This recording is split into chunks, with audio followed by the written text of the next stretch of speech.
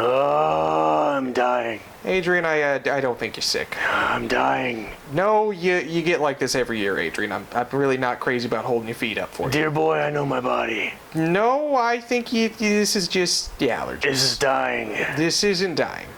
You felt worse. You're just going to drink it off and you'll be fine tomorrow. It's so hot. Maybe if you turn your air conditioning on in the middle of Missouri summer, you wouldn't be having these kind of problems. Air conditioning is expensive. You're supposed to be dying. I'm dying.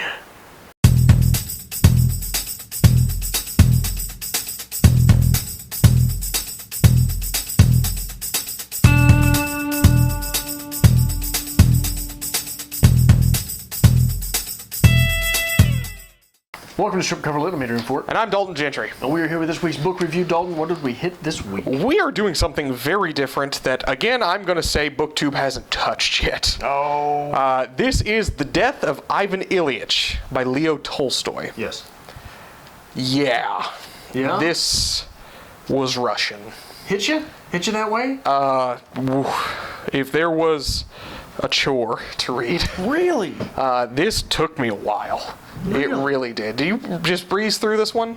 Not Do you feel breeze comfortable through, with this lifestyle? I definitely, I would beg to wager that I had a more enjoyable time with this than you did. I'm going to say yeah. Okay. Yeah, absolutely. But good things and bad things. Anytime someone is struggling and dying, I'm going to enjoy that piece. So, Of course. Okay. That makes sense to you. And this is a piece about a man dying. 3 good things. We often talk on this channel about the human experience, and this is because, as Devin is one to tell us, we fall unapologetically on the literary side of reading. Speaking for myself, this is why I trust literature as opposed to propaganda of Mice and Men over, say, Animal Farm, for instance, because exploring the human experience through literature forces us to turn inward. And in that arena, this book is indeed a heavy lifter. How beautiful of you. How beautiful. If you know what you're looking at, there are some good chuckles to be had in this book. Okay. And that's why I'm guessing that I enjoy this more than you. Probably so. This may be the first time I've read a character quitting life with this level of verisimilitude. Okay. Read a lot of stories about people quitting, giving up, being done. But not at this level. Not at this level. This is a worldwide piece. You get a good blend of a lot of different cultures in here. French seems to be the language of the sophisticated in this. A lot of English traits. They're always having tea that's very structured. But nonetheless, this is Russian. Easy as that. This is the question of death that you never wanted to ask. This is sitting down and coming to terms with your death, whether you lived a good life or you lived a life of regrets, and how you deal with that at the end of your road. And this is a heavy philosophical thinker because of that. This is not something you're just going to sit down and be like, he's dead. No, you're going to think about this. This is going to turn you inward and make you think. Bad things. Though it's only 53 pages, there are times where this does drone on. Okay. The writing itself is bland, and I know it's translated, but there are very few stark images. There are no sounds which transcend the writing, and this awful taste that Ilyich keeps experiencing.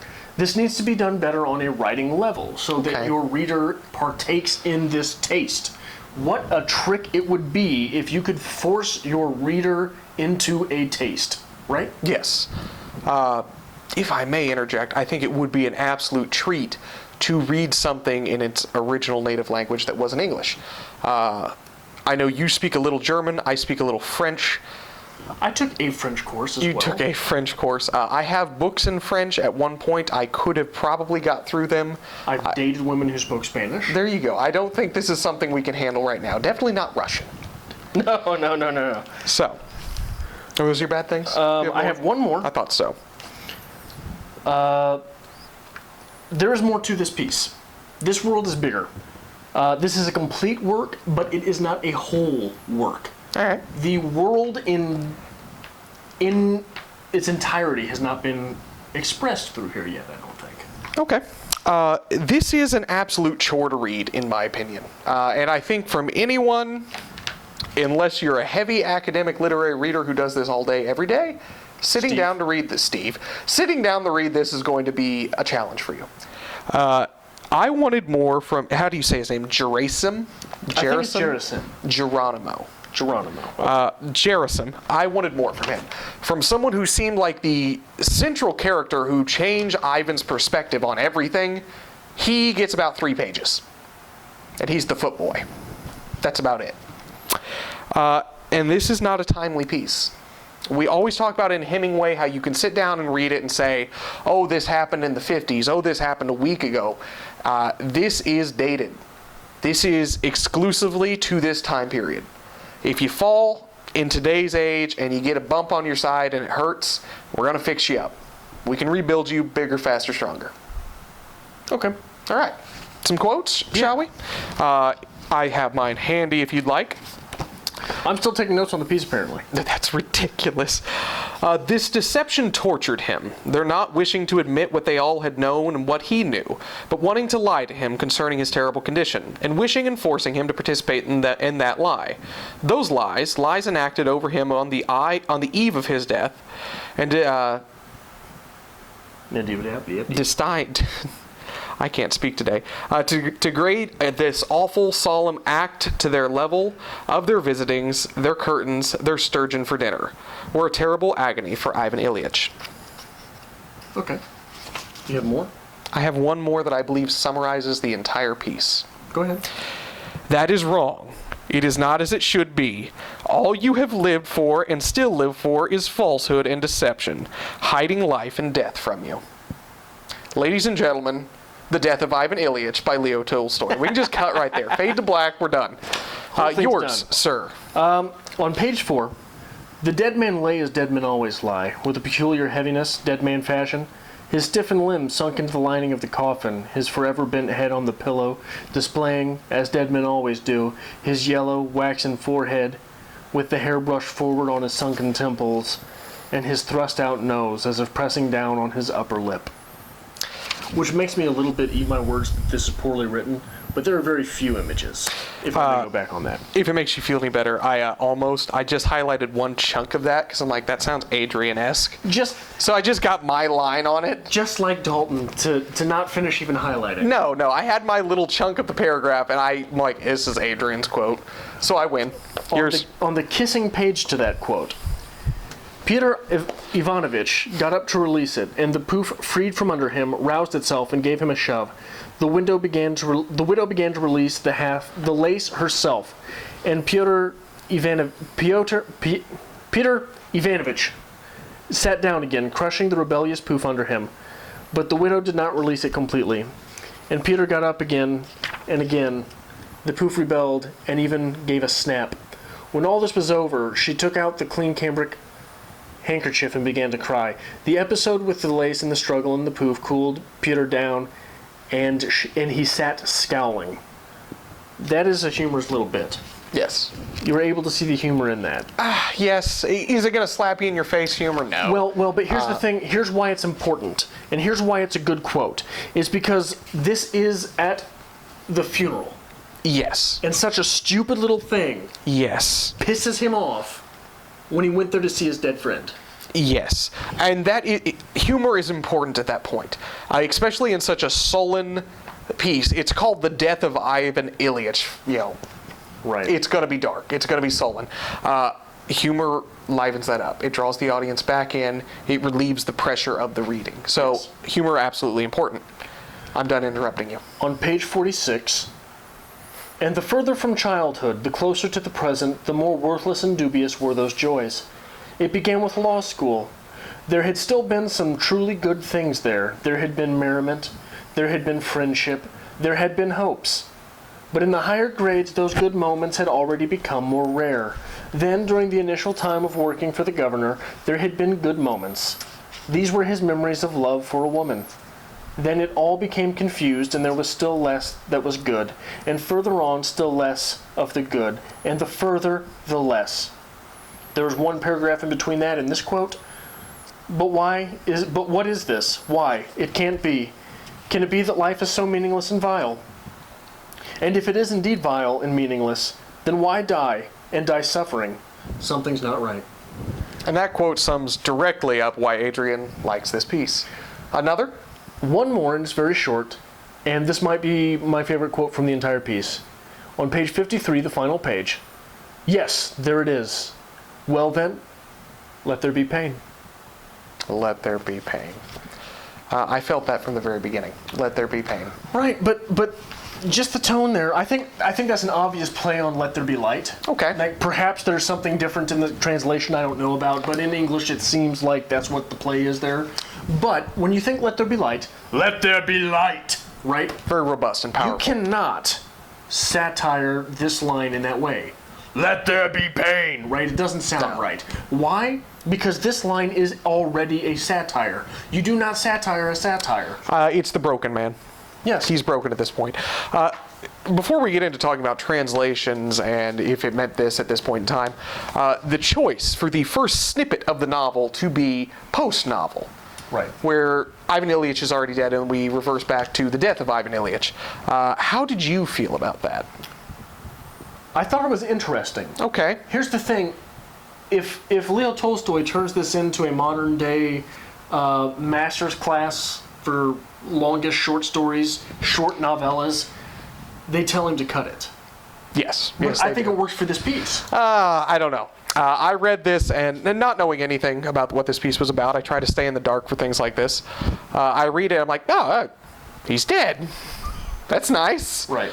Why is there, 50 more pages? He's dead. So I'm not sure how I felt about that. I think, is it necessary? No. Is it okay to keep? Yeah. It's just there. Right. But you do set up a bit of the friendship between the two characters, or lack thereof, whatever you want to call that. Now let's talk about... Hold on. On that point, more importantly than setting up the friendship, I think what you do is you set up the tone by... here we go. Let me find this real quick. Page 6, which is still in that preamble, which is before we actually get the life of Ivan Ilyich. His wife is complaining about. Here we get the question from Peter. He suffer very much? Ah, terribly. The last, not minutes but hours, he did not stop screaming. For 3 days in a row, he screamed incessantly. It was unbearable. I can't understand now how I endured it. It could be heard through 3 doors. But what does this say?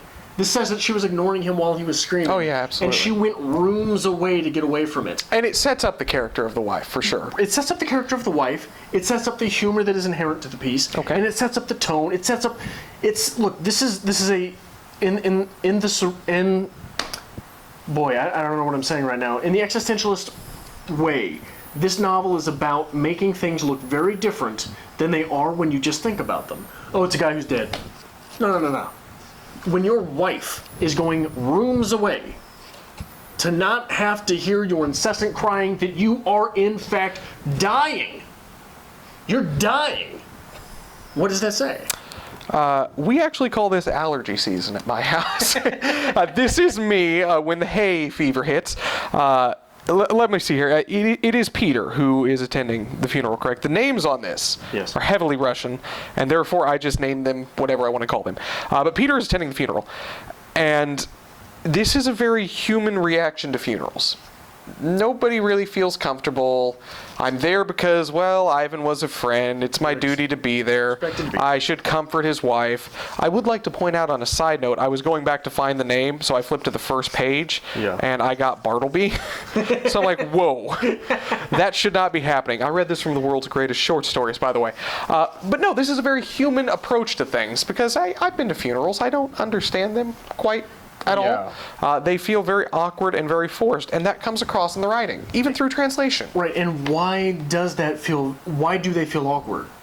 Because what do you do? He's dead. Because you're so wrapped up in yourself, right? Well, look at the wife. Look at the wife. She's so wrapped up in herself. Okay, you can say that, but on page 8 we get this. Peter found it after the funeral. After the funeral. Peter found it especially pleasant to breathe fresh air after the smell of incensed corpse and carbolic acid. Where to? Asked the coachman. It is not late. I can still go to Fyodor Vasilivich's. And Peter Ivanitch went. And indeed, he found them at the end of the first rubber, so that it was timely for him to step in as a fifth. Before the funeral even starts, aren't they sitting down to play bridge? Yes. And they get interrupted, and they're like, oh, Yeah. Way to go, Ivan. You ruined it again from death. We can't play cards now. So no, it is very cold. But it's true. Yeah. Yeah. But that just goes, like the prime existentialist question is, for example, you go to sit down on a bench and you think about how strange it is. This is not a bench. These are carved pieces of dead wood, held together by strips of metal that we have forged into little rivulets, right? Like that is existentialism. So when you're thinking about this, what is a funeral? What is friendship? When you take it down to that basic level, what does it mean when I say, Dalton, if you die, I'll be at your funeral? That's as close as you'll get to me calling you buddy. Yeah, pretty much. What is it there that makes that happen? There is no tangible thing which is friendship. No, it is not a physical, tangible thing.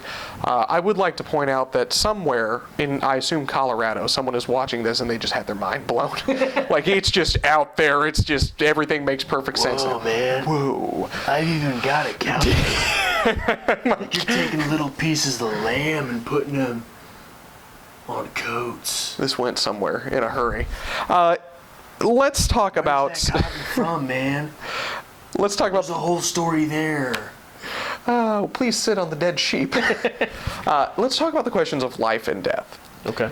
Because that seems to be what this piece is about. Ivan Ilyich has everything. He has money. He has power, influence. He seems to be a rather popular guy when he's at his best. He plays cards. He enjoys himself. But when he dies, he has nothing. So what is it that makes you happy? What is it that makes living life life? And I think I think he figures that out at the end. I think he does. He ruined a lot of it with work. He did. And not even work that was particularly rewarding. Work which he had to go to get away from the wife, right? To get away from the wife, to pay the bills, to pay off the house. Because the house is everything he always wanted. It was a huge portion. Everything's perfect. The house is literally what killed him. Yeah. And what was it for? It was for nothing. So, I mean, I think that has to be our Ivan Ilyich challenge. Maybe you should call into work and read this piece. Well, and you mentioned reading what you thought was the novel in some earlier. But from 30, we get this quote. This is not a matter of the appendix or the kidney, but of life and death. Yes, there was life, and now it was going, and I cannot hold it back. Yes, why deceive myself? Isn't it obvious to everyone except me that I'm dying, and that it's only a question of a number of weeks, days, right now maybe? Once there was light, now there's darkness. Once I was here, and now I'll be there. Where? Cold came over him. His breath stopped. He heard only the pounding of his heart. And that tells us directly that we're talking about life and death, right? If we hadn't gotten there already. But on page 32, the example of a syllogism he had studied in Kieswitter's logic. Caius is a man, men are mortal, therefore Caius is mortal. Had seemed to him all his life to be correct only in relation to Caius, but by no means for himself. Okay. Right? So we're also reminded that we know we're going to die. Yeah. And we're conscious of the fact that we're going to die. But nobody... But we that are dying, the me that will die is not the me of the now. The me that will die is the me of the future. Yes, and I don't even know that guy. That's that very stereotypical, it won't happen to me. That's okay. I'm all right. Gerasim. Whatever his name is, seems to be the one who enlightens Ivan. Seems to be the one who awakens this whole, what is wrong with my life situation. And Gerasim actually comes from nothing. He's a peasant in this Russian era. And he has nothing. He has no wealth. He has no big home with a drawing room, blah, blah, blah. But Gerasim is content and happy with life. And it seems to be that's what sparks Ivan's philosophical debate of how he's lived his life and what's wrong with that. That's why I wanted more from Gerasim. You wanted more of him. More. But I think, especially from a writer of Tolstoy's level, I mean, that the guy runs shit, basically, right? He's a king in the writer world. You want more of him, but if you get more of him, you will understand that Gerasim himself is not happy. Correct. Gerasim himself comes with doubt. So does that change the piece? it does not change the piece. It would change the story if there was more Gerasim. Okay. Would it not? Because it is the fact that there is no disillusionment with that character, the noble, pure peasant, right? That is what strikes Ivan. But Ivan doesn't understand that Gerasim goes home and he argues with his wife too. He doesn't understand that Gerasim goes home and his kids call him a worthless prick. And is that inherent of wealth? Do we see that? What do you mean? Is what inherent of wealth? Do we see that when the rich and wealthy look at someone who is obviously not rich and wealthy? They say, oh, he's got it made. He doesn't have to worry about all this. He just goes and works at the factory for 8 hours a day and then goes home. Takes the hat off and leaves. Takes his hat off and drinks a beer and he calls it good. I wish I had that life. It's the grass is always greener on the other side argument. Right. So is that inherent of the rich not being able to see the struggle of the poor? Well, I think it is, yes, I think so. Because... Just back up and tell me I'm right one more time. You're right, and you're pretty, and I love you. Thank you. Thank you. And you're not a particularly skilled reader, but that's fine. The three people who made it to this point are really excited right now. Dalton's so pretty when he gets loved. I know. But yeah, no, I think that's in there. I think that's definitely in there. But I think that Tolstoy does a very good job not showing us that much Gerasim. Okay. Right. Because he's the guy that is able to smile at work. All right. Okay. And he holds Ivan's legs. And everybody knows somebody like that. Yeah. Everybody knows somebody who's just always in a good mood and you never see the bad in them. Because you're not always around. Yes. Right? Exactly. That guy's always around that guy, but you're not always around that guy. But when you see him at work, hey, he's a hell of a good guy. Right. So yeah, he's a very realistic character. Absolutely 100%. Anything else you want to poke at real quick? We talked a lot about life and death, right? Okay. Why is it that we only know the light because of the dark? Why is it that we only know the good times while we're struggling through the bad times? Why is it only on the road that can remind us of the joy of the old man in the sea? Right? Why is that? Is there something inherent in the human experience which must deal with contrast? Maybe so. It's almost that tunnel vision you get. Think of it like when you find a new hobby. I don't know about you, but when I find a new hobby, I hit it hard. That's my thing. It's the only That's reason what I'm I'm going putting to out do. all these videos right now. Yeah, this is as just... As soon as Dalton loses interest... This is the moment of glory. You have my attention, therefore make it last. But when something else comes along to contrast that, I'd be like, oh, what about that? That's a forgotten thought. Because your mind is now focused on this. Yes. So yeah, I think that's absolutely inherent of just human nature. It's that contrasting tunnel vision. You want what's best at that moment. But at the same time, how much of our lives do we muddle through? I can't remember who the philosopher was. I believe it's from the 1700s. The majority of men lead a life of quiet desperation. Yeah.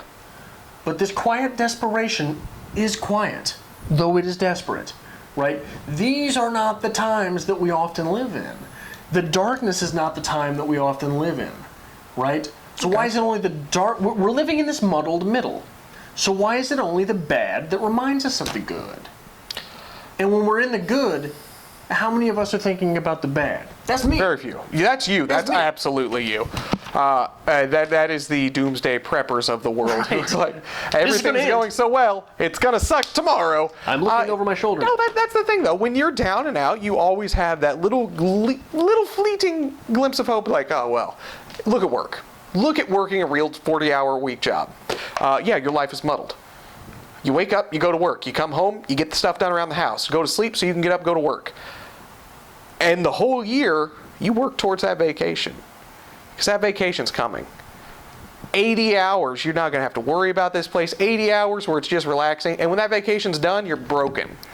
But then you remember, got one coming next year. You better get that planned, and we got to get on that next year.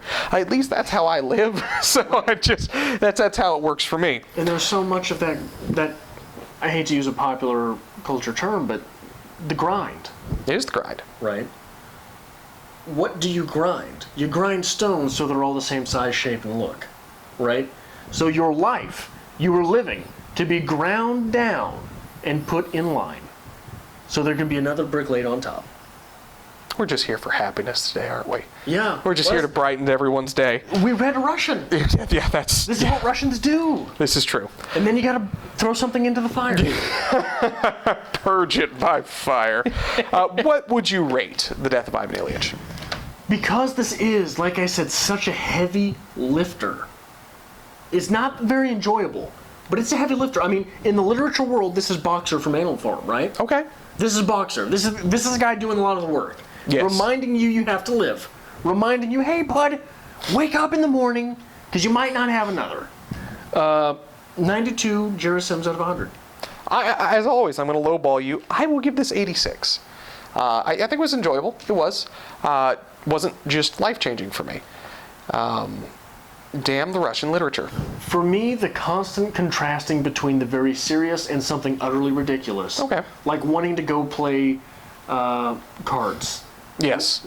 Talking to a widow while she is trying to harangue you into something, and you're sitting there talking about cards. You need to come to we don't really do funerals in my family. I'd say similar to a wake. Celebrations of life. Yeah, you need to come to that. Because it's a bunch of me sitting around pissed off, being like, get the hell out of here, we got a card game in 20 minutes. I am not going to wish death on someone in your family, Dalton. Okay, well, I'm just saying, the next time it rolls around, because it's inevitable, you probably need to show up, and you will see that we're all a bunch of pissed off Russians. You must have a very large tribe. My family is massive. I come from a very small tribe. My family is massive. We're tiny. It's ridiculous. We'll discuss this later. We're tiny and angry. It's so much so that, how big is the city I live in? 300,000 people? Something like that. Tops. If I go to like areas, districts, whatever of the city, and say, oh, this is my name, they're like, oh, all right, I know you. It's terrifying. Anyway, what would you suggest? The Death of a Bachelor by Arthur Schnitzler, which... I've never heard of this one, so. It was in... 50 great short stories. It's way over there on my desk. I'm not going to look unprofessional on camera and walk right in front of it. But understandable. Yeah, it is about the death of a bachelor. Okay. And all these people showing up. Basically, it's sort of, it reads very much like the beginning of the death of Ivan Ilyich reimagined. Do you know how much Russian-based literature I've read? This? If you would enjoy this, I would highly suggest going again with Anna Karenina. But no, if you did enjoy this, if you didn't catch our video on Animal Farm, I'd say that's probably going to be up your alley. Really? You said Boxer. I think it can read very Russian in a sense. That would be my suggestion. Okay. But I can't say I'm very well versed in Russian literature. It's kind of like Canadian literature. I didn't know it existed until someone told me. Oh, that's gonna hurt later, but it was fun to say. It was fun to say. Anyway, if you like this and you would like to join us for the upcoming Canadian literature episode of Strip Cover Lit, which we'll have to do to apologize. Please hit that subscribe and like button. Follow us on Twitter at Strip Cover Lit. Follow Dalton on Twitter at The Dalton and tell him how wrong he is about Canadian literature. Not me. If you want to follow him, this is at Adrian Anyway on Twitter. We do actually respond anymore. It's like we use Twitter and we know what it is, or pretend to. So, and since he doesn't want to say it this week, make sure you follow us on Instagram as well as Strip Cover Lit. I said Instagram. You bastard.